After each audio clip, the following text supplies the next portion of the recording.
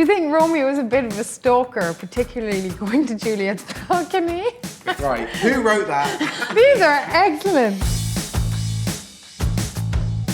What is the biggest mistake you've ever made on stage? I forgot to bring a prop on and had to ad-lib for about 5 minutes about the prop that I was supposed to bring on that I'd left, but it will come on eventually. Oh no. Yeah, sad times. I did blank.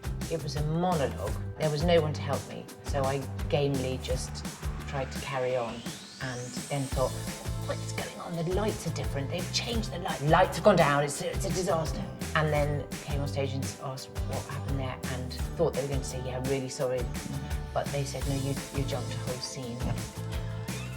And then I sat there thinking, how much would it cost me to reimburse everybody in the theatre? I've laughed on stage at a point where I wasn't supposed to laugh. We were doing this restoration play, and towards the end there's a big dance number we do.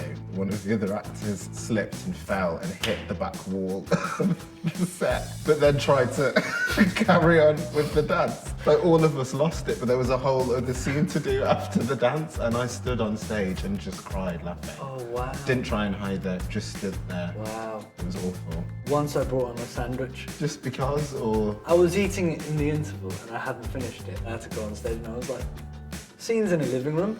Sometimes I eat a sandwich in my house. So I just went on eating a sandwich. I'd come off stage, I changed costume, and I was waiting to go on. The lights came up, and I looked around, like, where is everybody? I'm gonna have words with the guys after this. This is so, oh, it's me! And I was on the wrong side of the stage. So what the audience saw was this blob, this lump, going, and I appeared on the other side of the stage. What's the maddest thing you've ever done because you liked somebody? That's such a good question.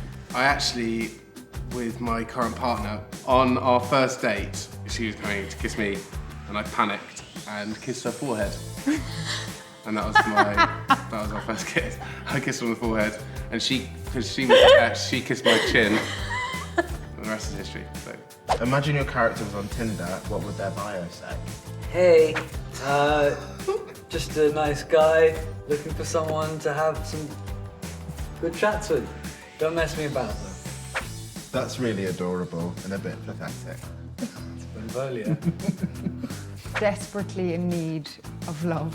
No, but that seems too needy. Romeo, I think, would love it. A mean dancer, like Silk, looking for a partner who can also dance with a sensitive side. Romeo's would be heartbroken. At the beginning of the play, if Rosalind's out there, then here I am. Swipe right, swipe right. Swipe right. Swipe right if your name's Rosalind. Why does the friar feel like he needs to get involved with everything? He sees two young people who are unparented, and because he is their holy father, he sees himself as a conduit for something bigger than them. However, his own humanity gets in the way of higher possibility. It's a terrible collision of human desire and holy possibility. Thank you, Tamsin.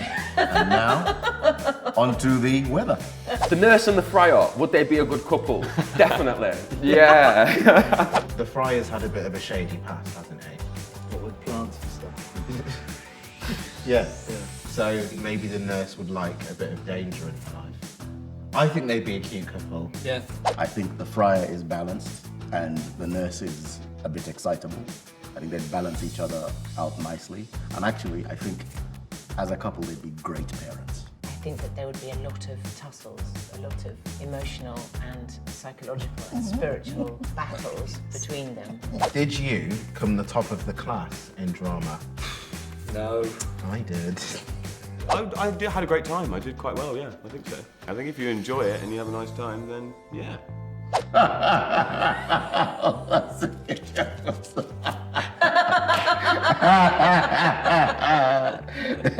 No. I didn't actually do drama in school. So we just used to do school plays. It was an all-girls school, so all the girls had to play like boys' parts, and I was always the lad.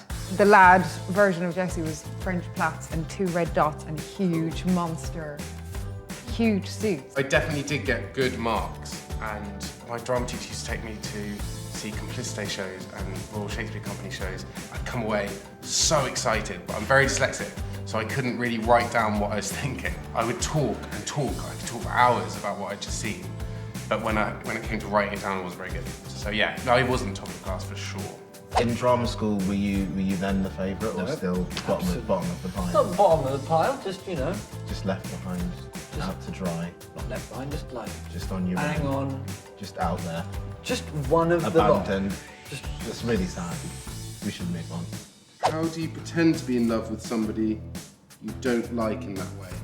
Oh, Oh, you don't have to I feel pretend. like an agony aunt. You shouldn't be pretending, I don't think. You don't have to love it. Oh, sorry. You're taking on the Agony Ann character way too much. You're like, Romeo's dead, I'm now Agony Ann. Yeah. I think you use what you know in real life.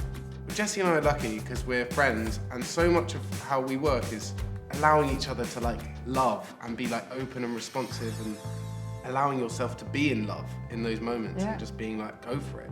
And you can love someone in a million ways. There's not one way of loving someone. Just like love them. Yeah. Which is more fun, acting in plays or in films? I've done mostly plays, so I'm going to say I don't really know. But I love plays, and this experience here at dinner has been amazing. Yeah. Acting in plays is so different to acting in films. It just requires a completely different set of muscles. They are both equally fun, but actually it's more about the people. If you've got people that you're working with who you get on with and have a laugh with, and it's good material, it's always going to be fun. I've always said the grass is greener on the other side. Because whenever I'm doing a film, I'm like, God, I just miss being on stage. When you're doing a play, and it's like the 100th performance, and you're doing the same thing again, for the 8th time this week, you sometimes go, it would just be great to just get a really sexy camera angle on this scene and just be done with it forever. I prefer plays.